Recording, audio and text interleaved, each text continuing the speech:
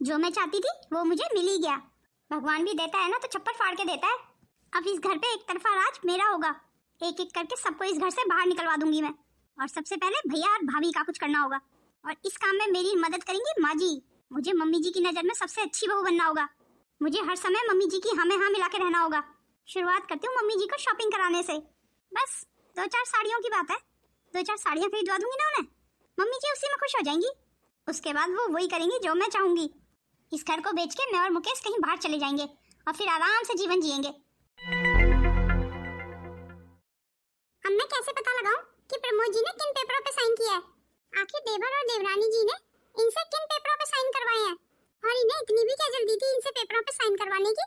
मेरे देवर और देवरानी जी ने मेरे आने तक का इंतजार नहीं किया और चुपचाप से इनसे पीछे साइन करवाने लगे। भगवान न करे जो मैं सोच रही हूँ ऐसा हो। पर कहीं अगर ऐसा हो गया तो प्रमोद जी का अपने घर वालों से विश्वास बिल्कुल टूट जाएगा। कितना विश्वास और कितना प्यार करते हैं वो अपने परिवार से। यूं हमेशा सबके सामने मेरी बेइज्जती करने में तुम्हें ज्यादा मजा आता है। पर मैंने कब बेइज्जती करी आपकी? क्यों? इंटरव्यू पे जाने से पहले तुमने मुझसे पूछा था। अगर तुम्हारी इस इंटरव्यू के बाद नौकरी लग जाती है ना तो मैं तुम्हें नौकरी नहीं करने दूंगा। पर क्यों नहीं कर सकती मैं नौकरी? कारण बताइए। अगर मैं भी नौकरी नहीं करूंगी तो पैसे कहाँ से आएंगे? या फिर तुम्हारी तरह तुम्हारे छोटे भाई से मैं भी पैसे मांगने लगूं? देखिए प्रमोद जी बुरा मत मानिए, पर इंसान को अकड़ तभी दिखानी चाहिए जब उसके पास कुछ हो। क्या मतलब है तेरा? मेरे पास कुछ है नहीं। अरे नहीं तुम्हारे पास तो बहुत कुछ है। झूठी अकड़ और झूठी शान। चाहे हम एक एक रुपए के लिए तरसते रहें, पर मैं नौकरी नहीं कर सकती क्योंकि तुम्हारी शान पे बात आ जाएगी। तुम्हारी मर्दानगी को ठेस क्यों लग जाएगी? अच्छा चलो एक बार को तुम्हारी बात मान भी लेती हूँ तो मैं नौकरी नहीं करती हूँ, तो फिर आप नौकरी कर लीजिए। तुझे पता है ना मैं अनपढ़ हूँ, इसलिए मेरी नौकरी आसानी से नहीं लगेगी, इसीलिए ताना मार रही है ना मुझे। तुम एक बार कोशिश तो करो। अब एक बात बताओ, जो लोग अनपढ़ होते हैं क्या वो अपने गृहस्थी का ध्यान नहीं रखते? अरे तुम कहीं नौकरी की तलाश में जाओ तो सही। मैं तुमसे वादा करती हूँ कि अगर तुम नौकरी पे जाओगे तो मैं नौकरी के लिए नहीं जाऊंगी और तुम जितना भी लाओगे ना कमा के मैं उसी में गुजारा कर लूंगी। पर हाँ, मैं दूसरों के टुकड़ों पे नहीं पलना चाहती। मैं स्वाभिमान की रोटी खाना चाहती हूँ, अपने पति की कमाई की रोटी खाना चाहती हूँ। वाह बहू वाह, क्या खूब पट्टी पढ़ा रही है मेरे बेटे को। अरे प्रमोद, तेरे से एक औरत काबू में नहीं हो रही। देख तेरे सामने खड़े होकर कितनी जबान चला रही है। अभी तो नौकरी मिली भी नहीं है इसे, तब इतना घमंड कर रही है। अब तू ही सोच, जिस दिन अगर इसे नौकरी मिल गई तब क्या होगा? जी माँ, आपने बिल्कुल सही कहा। आप बिल्कुल फिक्र मत कीजिए माँ, अगर इसे इस घर में रहना है ना तो मैं इसे नौकरी नहीं करने दूंगा। ये आप क्या कह रहे हैं प्रमोद जी? मैं बिल्कुल ठीक कह रहा हूँ। ना तुम नौकरी करोगे ना मुझे नौकरी करने दे रहे हो, तो ऐसे कैसे हमारा गुजारा चलेगा? जैसे अब तक हमारा गुजारा हुआ है आगे भी हो जाएगा। अब तो सुन लिया मेरे बेटे का फैसला। ठीक है माँ, मैं ही नौकरी की तलाश करता हूँ। और हाँ योगिता, मैं जितना भी कमाऊंगा ना तुझे उसी में गुजारा करना पड़ेगा। ये तूने बिल्कुल सही फैसला लिया प्रमोद। बढ़िया ही अपनी पढ़ाई की धौंस देने वाली। अरे जितने की नौकरी तू बाहर करेगी जाके उतने पैसे तू हमसे ले लिया कर। काम वाली को भी हमें पैसे देने पड़ेंगे तो हम तुझे दे देंगे। ज्यादा से ज्यादा तेरे कपड़े और रोटियों का ही तो खर्चा होगा, उतना तो हम पूरा कर ही सकते हैं। मुझे लगता है माँ बिल्कुल ठीक कह रही है। जानवी, मुझे आज तेरी बहुत याद आ रही है। हाँ जानवी, कल इंटरव्यू देने तो गई थी, वहाँ मेरा सिलेक्शन भी हो गया है, पर क्या करूँ घर वालों ने मुझे नौकरी जाने नहीं दिया। कहीं अपने इस फैसले के लिए मुझे कल को पछताना ना पड़े। अब तू ही बता, घर वालों के खिलाफ जाके मैं नौकरी कैसे करूँ? और अगर घर वालों के खिलाफ जाके नौकरी करूँ तो रोज टेंशन में जाया करूंगी। और तू ही बता, ऐसे टेंशन में जाके मैं बच्चों को कैसे पढ़ाया करूंगी? चल ठीक है, फोन रखती हूँ, मैं तेरे से बाद में बात करूंगी। ये कैसे क्या हो गई मेरी जिंदगी? कोई मेरी बात सुन ही नहीं रहा इस घर में। मेरी इतनी पढ़ाई लिखाई करने का क्या फायदा हुआ? अब मैं कर भी क्या सकती हूँ? थोड़े दिन इंतजार करके देख सकती हूँ, क्या पता प्रमोद जी की कहीं नौकरी लग जाए। वैसे भी मुझे तो ज्यादा की चाह कभी नहीं थी, मुझे तो इज्जत की 2 रोटियां चाहिए। अब चाहे उसे मैं कमाऊं या प्रमोद जी, बात तो एक ही है। कुछ भी कहो माँ जी, आज तो शॉपिंग करने में मजा आ गया। वाकई बहू, बहुत दिनों के बाद आज किसी ने मेरे बारे में सोचा है, वरना इस घर में तो सबके लिए मैं ही सोचती हूँ। किसी ने पहली बार मेरे लिए पैसे खर्च किए। अरे माँ जी, अभी तो सिर्फ ये शुरुआत है, आगे आगे देखिए अब क्या होता है आपके साथ। मैंने तो आपको पहले ही कहा था, आपको जो भी पसंद है ना आप वो ले लीजिए। आप ही कंजूसी करके दिखा रही थी। अरे नहीं बहू, 2-3 साड़ियाँ तो पहले की रखी थी और 2-3 अब तूने खरीदवा दी। अब ये 5-6 साड़ियाँ होता है मेरे लिए। नहीं माँ जी, अगले हफ्ते हम फिर चलेंगे मार्केट, और आप देखना माँ जी, आपको मैं सोने की चेन खरीदवाऊंगी। क्या कहा तूने? सोने की चेन? वो भी मेरे लिए? पर बहू, सोना तो इस समय बहुत महंगा है। ओहो माँ जी, आप ये सब फिक्र मत कीजिए। अब आपकी बहू अच्छा खासा कमाती है तो इतना खर्च तो कर ही सकती है आप पे। मेरा बस चले ना तो मैं तो पूरी मार्केट आपको ही खरीदवा दूं माँ जी। अरे बहू, हमेशा खुश रहे। तू जब से आई है ना मेरी जिंदगी में तो बाहर आ गई बहू। एक तू है जो आती, हमेशा वही करती है जो मैं कहती हूँ। और एक ये है महारानी, बड़ी बहू। पता नहीं भगवान जाने कैसे संस्कार दिए हैं इसके माँ बाप ने इसे। और इसके माँ बाप जिंदा होते तभी तो इसको संस्कार देते। इसे तो हमेशा से इसकी दादी ने पाला है, और दादी ठहरी बेचारी बूढ़ी, उसकी बात ये दोनों लड़कियां कहाँ मानती होंगी। मुझे तो ऐसा लगता है जैसे इसकी दादी भी अभी से परेशान हो गई है। छोड़िए ना माँ जी, क्यों भाभी की बातें कर रही हैं? अभी आप थोड़ी देर पहले कितनी खुश थी, देखिए भाभी का नाम आते ही अब कितनी परेशान हो गई। बस क्या बताऊं बहू, मैं तो इसे झेल ही रही हूँ। खैर अब मैं अपनी साड़ियाँ अंदर रखाती हूँ और एक कप चाय भी अपने लिए बना के लाती हूँ। अरे माँ जी आप रहने दीजिए, चाय मैं बना लाती हूँ। अरे माँ जी मुझे याद आया, मुझे तो ऑफिस का एक जरूरी काम करना है। हाँ तो जाना, तू अपने ऑफिस का काम निपटा ले, चाय तो मैं खुद बना के पी लूंगी। अरे माँ जी आपको चाय बनाने की क्या जरूरत है, आप भाभी को बोलिए ना, भाभी कब काम आएंगी। भाभी क्यों रह रही है भला इस घर में, अब ये सारे काम तो वो करेंगी ही ना। मैं नहीं चाहती हूँ माँ जी कि आप चाय बनाएं, अब बहुओं के होते हुए आप किचन में जाएंगी। चल फिर ठीक है, इस योगिता को ही बोल देती हूँ, यही चाय बना लेगी। योगिता योगिता 2 कप चाय बना देना। अभी तक तो जैसा मैं चाह रही हूँ वैसा ही हो रहा है, अब मुझे अपना दूसरा दाव चलना होगा। भाभी और भैया के बीच में दरार डालनी होगी, दोनों को इस घर से बाहर निकलवा दूंगी, तभी तो मेरा आगे का रास्ता साफ होगा। रह गई माँ जी को तो मैं अपनी उंगलियों पे नचाऊंगी, बुढ़िया को तो बस 2-4 बार शॉपिंग करा दूंगी, बुढ़िया को तो बस मैं दिखाई दूंगी फिर। योगिता सबके लिए नाश्ता बन गया? जी माँ जी सबके लिए नाश्ता बना दिया है। माँ जी किचन में सारा सामान खत्म हो रहा है, मैं सोच रही हूँ सारा सामान खरीद लाती हूँ, और कुछ सब्जियाँ भी खत्म हो रही हैं, सब्जियाँ भी ले आती हूँ। हाँ तो खरीद ला। माँ जी कुछ पैसे दे दीजिए मुझे। माँ जी मुझे अपने लिए 1-2 साड़ियाँ भी लानी है, रोज घर में पहनने वाली साड़ियाँ। और अभी तो शादी में इतनी सारी साड़ियाँ दी थी तुझे, वो सारी साड़ियाँ कहाँ हैं? माँ जी वो तो बहुत भारी भारी साड़ियाँ हैं, वो घर में कहाँ पहनी जाएंगी, मुझे घर में पहनने के लिए हल्की हल्की साड़ियाँ चाहिए। हाँ ठीक है दे दूंगी पैसे, ले आना। चलो जल्दी जल्दी अपने देवर का लंच पैक कर दे। मुकेश की पसंद के आलू के पराठे बनाए ना बहू आज? जी हाँ माँ जी आलू के पराठे ही बनाए हैं। आगे से ध्यान रहे बहू, हमेशा मुकेश की पसंद का ही खाना बनाना, घर में पैसे ही वो देते हैं तो पसंद भी उन दोनों की चलेगी ना बहू। लगता है मेरे बारे में बात हो रही है। अरे नहीं पूर्वी, तुम्हारे बारे में कोई बात नहीं हो रही। तेरी जेठानी को रोज पहनने के लिए साड़ी चाहिए थी, तो उसी के लिए मुझसे पैसे मांग रही थी। बहू तुझे तनख्वाह कब मिलेगी? मैं इसलिए पूछ रही थी जब तुझे तनख्वाह मिल जाए ना तो उसमें से कुछ पैसे इसे दे देना, अपने लिए 1-2 साड़ी खरीद लाएगी। पर माँ जी साड़ी खरीदने की क्या जरूरत है, मेरे पास कुछ साड़ियाँ रखी हुई हैं, भाभी उसमें से साड़ी ले लेंगी। ऑफिस में 2-4 बार पहन के रिजेक्ट हो गई है माँ जी वो साड़ी, तो भाभी आराम से पहन सकती है उन साड़ियों को घर में, पर हाँ भाभी को कोई ऐतराज ना हो। अरे नहीं इसमें ऐतराज की क्या बात है, तू अपनी साड़ी से दे रही है, ये क्या कम बात है। चल तेरी साड़ियों का तो जुगाड़ हो गया, तू छोटी बहू की साड़ी ले लेना, पूर्वी के तो किसी काम की नहीं है, तेरे काम आ जाएंगी, उसके लिए तो वो साड़ियाँ बेकार है। अच्छा है ना कि तू पहन लेगी। अच्छा क्या कह रही थी मैं भाभी, आपके पास भी तो महंगी साड़ियाँ रखी है ना कुछ भारी वाली, आप वो साड़ियाँ मुझे दे देना, आपके पास भी तो रखे वो साड़ियाँ खराब हो जाएंगी, मैं ऑफिस जाती हूँ तो मैं पहन लिया करूंगी। क्यों माँ सही कह रही हूँ ना, भाभी के पास तो खराब ही है वो। नहीं बहू तो बिल्कुल ठीक कह रही है, भाभी के लिए तो एक तरीके से अच्छा ही हो जाएगा कि मैं पहन लूंगी उन साड़ियों को। हाँ बिल्कुल ठीक है, ऐसे ही होता है घरों में। ठीक है फिर योगिता, जो साड़ियाँ हमने चढ़ाई थी तुझे शादी में और जो तेरे मायके की हैं भारी भारी, वो सारी साड़ियाँ निकाल के तू छोटी बहू को दे देना। जी ठीक है माँ जी दे दूंगी, बदले में ये तेरे को हल्की साड़ियाँ दे देगी। चल बहू अब जल्दी जल्दी नाश्ता टेबल पे लगा दे। भाभी भैया की कहीं नौकरी लगी या नहीं? पता नहीं, शायद अभी नहीं लगी कहीं। तुम्हारी नजर में अगर कोई नौकरी हो तो बता देना। मेरे ऑफिस में चपरासी की नौकरी है तो सही एक, पता नहीं है भैया करेंगे या नहीं, पर तनख्वाह कम ही देंगे मेरे ऑफिस वाले। अब आप तो जानती हैं भाभी, चपरासी की तनख्वाह तो कम ही होती है। काम कोई भी छोटा और बड़ा नहीं होता, काम होता है। बात चपरासी और मालिक की तो है ही नहीं, बात नौकरी की है। चाहे कम तनख्वाह मिले पर अपनी मेहनत की कमाई हो, मैं तो बस ये मानती हूँ। तुम अपने भैया को अपने ऑफिस का एड्रेस दे देना, वो आ जाएंगे। मैंने तो इसे नीचा दिखाने के लिए ऐसे झूठ मूठ को बोल दिया था, मेरे ऑफिस में ऐसी कोई चपरासी की नौकरी नहीं है। पर ये कैसी सी औरत है, इसे बिल्कुल भी बुरा नहीं लगा। क्या हुआ आपकी नौकरी का, नौकरी लगी आज? तो मैं तो जब देखो मेरी नौकरी की फिक्र रहती है, हमेशा नौकरी के लिए पूछती रहती हो, इसी वजह से मेरा घर में आने का मन भी नहीं करता है, मुझे बाहर गलियों में घूम के अपना समय व्यतीत करना पड़ता है। गलियों में घूम के अपना समय बर्बाद करते हैं? तो और क्या करूं, पर पता नहीं तुझे कितना पैसा चाहिए। पर तुमने मुझे कब पैसा दिया, और बहुत ज्यादा पैसा तो नहीं चाहिए, पर जिंदगी जीने के लिए कुछ तो चाहिए। अगर आप ऐसे ही अपना समय बर्बाद करेंगे गलियों में घूम के, तो नौकरी कैसे मिलेगी तुम्हें? मुझे नहीं करनी कोई नौकरी फौकरी, तुझे अगर मेरे साथ रहना है तो इन्हीं हालातों में रहना पड़ेगा, नहीं तो तेरे लिए इस घर के दरवाजे खुले हैं, तू जब चाहे मुझे छोड़ के जा सकती है। मुझे लगता है मैं भी नहीं समझा सकती तुम्हें तो कोई बात समझ ही नहीं आती। अब तुम्हें जो दिखाई दे वो करो, तुम्हें नौकरी नहीं करनी है ना तो बिल्कुल मत करो। आज के बाद मैं तुम्हें नौकरी के लिए कभी नहीं बोलूंगी। तुम्हें तो भगवान भी नहीं समझा सकता तो मैं क्या चीज हूँ। अब तुम भी मेरी किसी भी बात में कोई मतलब मत रखना। मैं कुछ समझा नहीं, कैसा मतलब? वो तो अभी मुझे भी नहीं पता। क्या हुआ भैया, भाभी बड़े गुस्से में थी? नहीं नहीं छोटी बहू, कुछ नहीं। आपकी हालत पे मुझे बड़ा तरस आता है। तरस आता है? पर क्यों? आप तो दोनों तरफ से ही पिस रहे हैं भैया, ना आपको भाभी समझने को तैयार है और ना ही माँ जी। पर मैं जानती हूँ आप किस पीड़ा से गुजर रहे हैं। मुझे पता है भैया, नौकरी की तलाश तो जारी होगी आपकी तरफ से, और भाभी को आपकी पत्नी होते हुए आपको समझना चाहिए।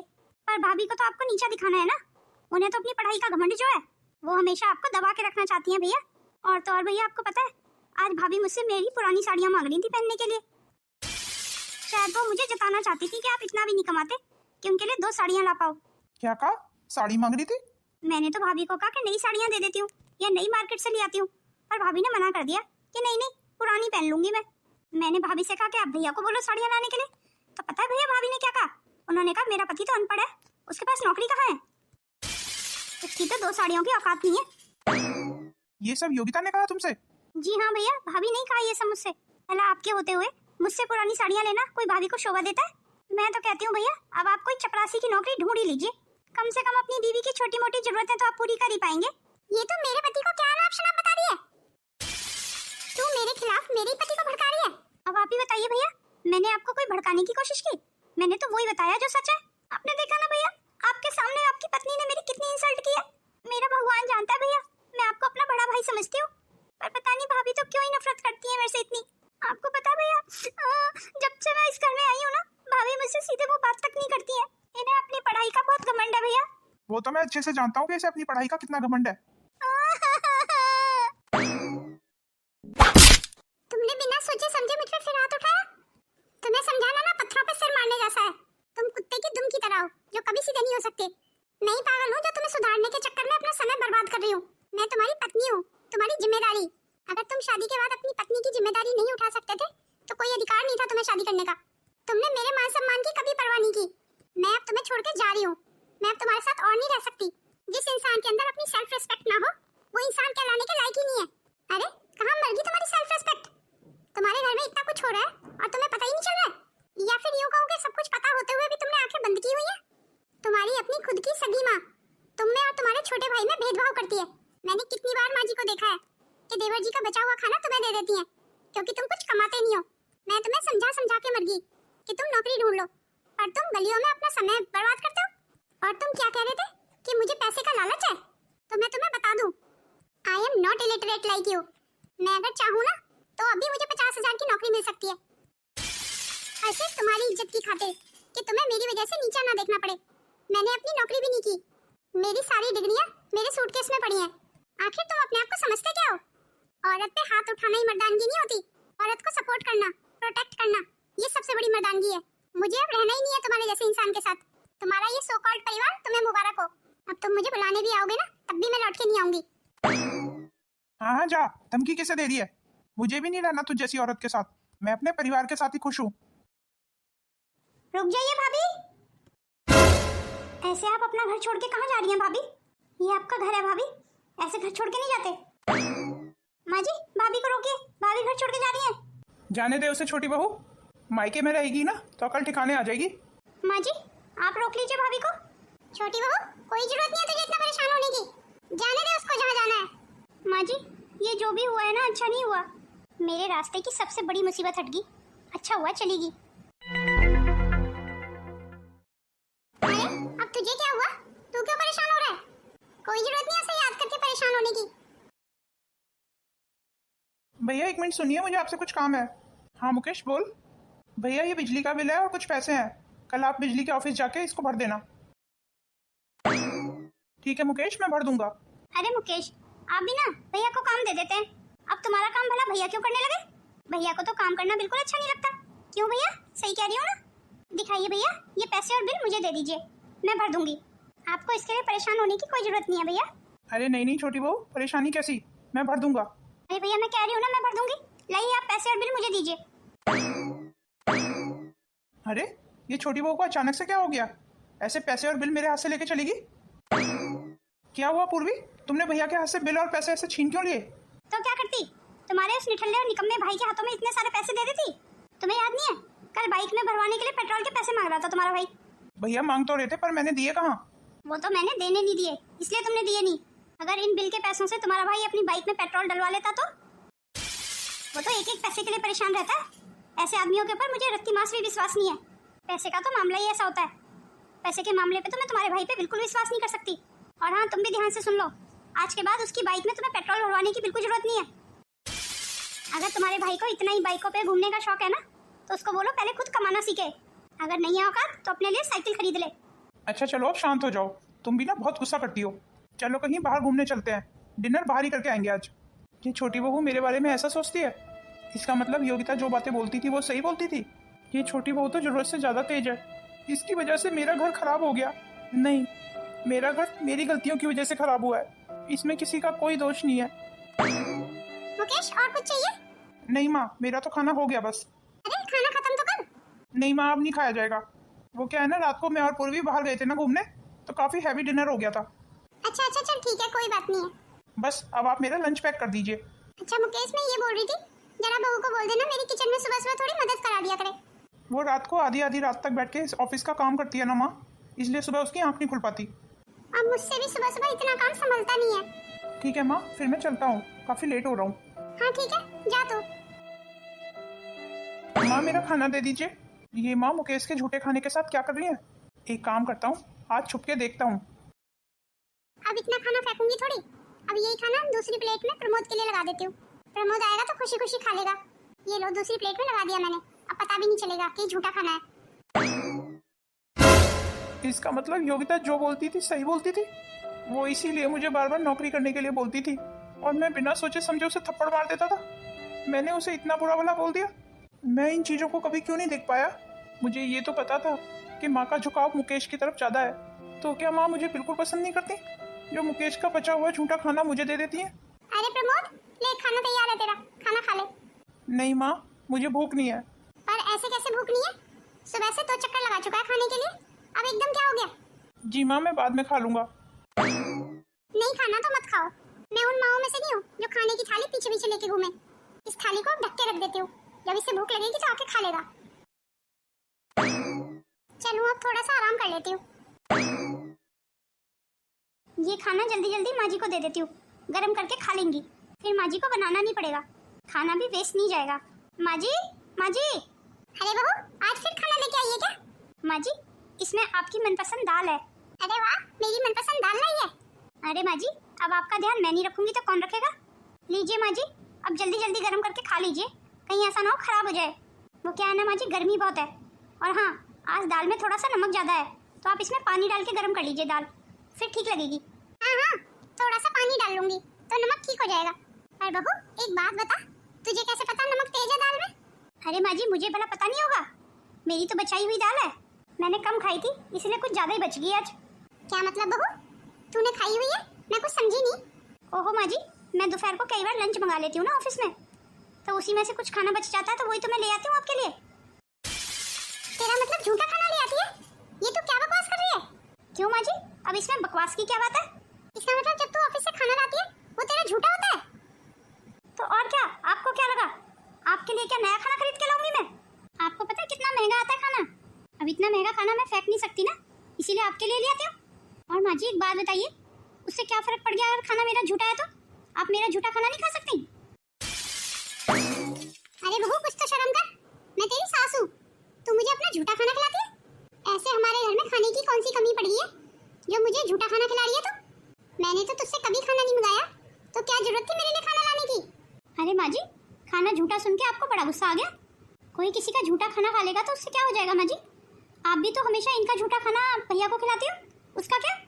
मैंने तो एक बार नहीं कई बार देखा है आपको मुकेश का झूठा खाना भैया को खिलाते हुए। जब भैया अपने छोटे भाई का झूठा खाना खा सकते हैं तो आप मेरा झूठा खाना क्यों नहीं खा सकती? बिल्कुल ठीक कहा बहू तूने, मेरे किए का यही दंड होना चाहिए। मैं इसी लायक हूँ, मैं एक बहुत बुरी माँ हूँ।